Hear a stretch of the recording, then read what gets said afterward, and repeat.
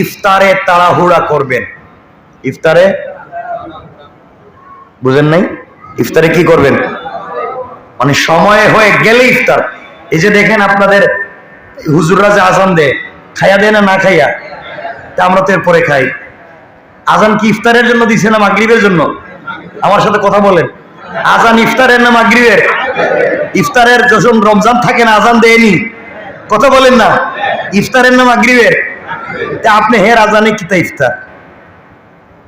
হে তো খাইয়া দেয়, এ তো আগে খাইলিস, আর আমরা হের আওয়াজ শুনে ইফতার করি। এজন্য আমরা সময়ের দিকে লক্ষ্য রাখবো, সময়ের দিকে লক্ষ্য রাখবো যে ইফতারের সময় হয়েছে কিনা। কারণ দেখবেন এখানে ধরেন এখানে ইমাম সাহেব খাইয়া 3টা লাইগে আজান দেয়, তো মধ্যখানে 1.5 মিনিট গেছে কি, আমরা 1.5 মিনিট পরে ইফতার করতেছি। রাসূল বলছেন ইফতারে তাড়াহুড়া করো।